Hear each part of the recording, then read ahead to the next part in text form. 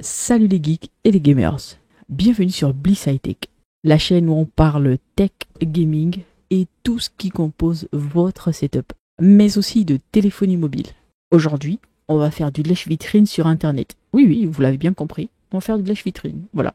On va voir quels sont les configs qu'on peut s'offrir en 2024 et surtout la différence de prix, vous allez voir, c'est une dinguerie. En vrai, je voulais commencer cette vidéo en disant « Oh, 2024 !» Une année incroyable pour les gamers. Mais c'est faux, en fait. C'est une dinguerie parce que les prix, ça grimpe et ça court. Ça s'arrête plus. On a des composants de folie qui rendent nos rêves les plus fous enfin possible. Et malheureusement, notre porte-monnaie, ces rêves les rendent un petit peu tristes. Qui peut résister à une 4090 ou encore à un Ryzen 9 7950X? Question dans le chat. Quelqu'un? En tout cas, pas moi du tout. Dans cette vidéo, je vais vous présenter 3 configs, de budget ultra haut de gamme à budget modéré. Du coup, si vous ne l'avez pas compris, on va commencer par le PC le plus cher à celui le moins cher. 3 configs, top chrono, c'est parti. Mesdames et messieurs, la config qui va faire pleurer des larmes de feu à votre portefeuille. J'ai nommé le roi des royaumes. C'est du lourd, c'est du très lourd et c'est du très cher. Bon, ça dépend de vos portefeuilles, j'en parle pas. Vas-y, j'arrête d'en parler. Nous partons sur une config en AMD avec le AMD Ryzen 9 7950. 16 cœurs, 32 threads, débridés. J'en perds les mots les gars, je sais pas quoi dire sur ce processeur, juste que c'est une dinguerie. Rien ne l'arrête. Pour la carte graphique, nous passons sur une Asus ROG Strix GeForce RTX 4090 avec 25 Go overclockable. Elle envoie, ok? Elle envoie, elle gère pratiquement tout. Et franchement, si vous êtes architecte, vous comprenez de quoi je parle. Elle est parfaite pour les architectes, les gamers et les streamers à tout point de vue. S'il fallait lui donner un grade, je pense que ce serait la reine des cartes graphiques. Avec elle, vous pouvez jouer en 4K 240 Hz ou en 8K 60 Hz. Donc franchement, ray tracing, DLSS 3.0, en gros, pratiquement tout y est. Non, en vrai, tout y est. Donc ensuite, pour la carte mère. La carte mère, on est sur une Asus ROG, la Crosshair X670E Hero.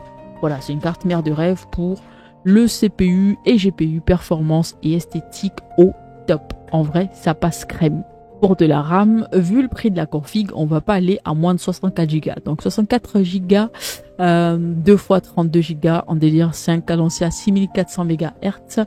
Celle-ci, c'est des Corsair Dominator Titanium. Voilà, donc si jamais, hein, vous voyez un petit peu le prix, ça pique au portefeuille, d'accord. Mais franchement, en termes de vitesse, bah voilà quoi. On va pas aller se casser la tête. Pour la mémoire RAM, on a 64 Go de RAM RGB.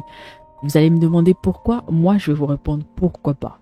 On est sur une config assez chère, donc je vois pas pourquoi réduire les performances ou quoi. 64 Go, c'est le max que je vous conseille. Dites-moi en commentaire si vous pensez que pour une config de ce genre, on a besoin de plus de gigas que les 64 attribués par mois. En termes de stockage, on part sur un SSD, celui-là c'est un Samsung, le 990 Pro NVMe. Alors 4 Tera, c'est déjà très bien en vrai. Après bon, si vous êtes chaud, vous pouvez en rajouter, mais ça, voilà quoi, c'est à vous de choisir. En termes de vitesse de lecture, on part sur 7450 mégas la seconde. Franchement, c'est plutôt pas mal. Avec la gestion de chaleur, c'est pas mal du tout. C'est un petit bonus. Et franchement, à ce prix-là, j'aurais pas espéré moins. Ensuite, on passe au boîtier. Alors, le boîtier, il s'agit d'un boîtier de chez Corsair. Le Corsair 6500D Airflow. C'est un boîtier ATX, le Beat Tower. Pas de ventilateur inclus. Mais franchement, vous voyez un petit peu la dégaine du truc. Il a assez d'espace pour tout ranger comme il faut. Alors, dernier composant que je vous propose. J'avoue, il manque d'autres composants pour un PC gamer complet. Mais on va juste s'arrêter par là parce que rien que les prix... ça pique là-dedans. Si jamais quelqu'un veut en acheter, je pense qu'il va réfléchir un petit peu.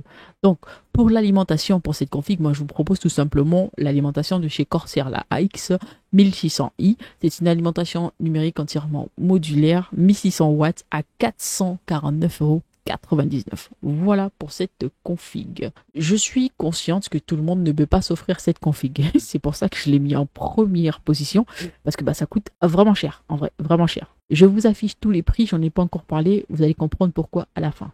Ensuite, passons à la config niveau médium, donc la deuxième config. Pour cette config, on passe sur un processeur de 13e génération avec des performances multithread impressionnantes, idéal pour le gaming et le streaming. À lui, on associe la RTX 4070. Il s'agit de la version Super 28 12 Go, ce qui est déjà très bien. GDDR6X, ouais, plutôt pas mal. Prise en charge la 4K, la 8K HDR. Bref, vous avez le temps de faire un tour si jamais ça vous intéresse. Du coup, passons sur la carte mère. Il s'agit de la Asus ROG Strix, la Z690E Gaming Wi-Fi. Donc, cette carte mère est une carte mère Intel, socket LGA 1700. C'est une ATX en DDR5 à 300, bon, à 290 €. Juste après, on a la RAM. Pour cette config, je vous propose les G-Skills en DDR5, 32 Go, donc 2x16. En termes de rapport qualité-prix, on n'est pas si mal que ça. Ensuite, pour le stockage, on a 2 Tera de chez Western Digital, WD Black, la SN850X. 2 Tera, vitesse 7300 mégas la seconde avec dissipateur thermique, ce qui est pas mal. Il est en NVMe. Voilà. Ensuite, pour le boîtier, il s'agit du Lianli. C'est un boîtier PC mid-tower, donc c'est une tour médium, mais vous voyez à l'image, c'est assez large pour contenir un petit peu tout ça. Il y a assez d'espace, je pense, pour la carte graphique. Même la 4090 devrait passer normalement, si je dis pas de bêtises. À cette config, je vous ai mis une alimentation, on va dire. Voilà, elle est entièrement modulaire, 750 watts. Il s'agit de la EVGA de Supernova. Donc voilà, 80 plus gold. En vrai, on va pas se mentir qu'on est plutôt bien. Ensuite, passons maintenant à la dernière config que moi je vous propose, et ça c'est vraiment la moins chère de la vidéo, donc vous étonnez pas d'entendre des anciens noms d'anciens processeurs, etc. C'est tout à fait normal, mais dites-vous que malgré que ces processeurs sont sortis il y a plus de 3 ans, on va dire, ces générations sont très bien pour du gaming. Donc voilà, la petite config c'est celle-ci. On a un AMD Ryzen 5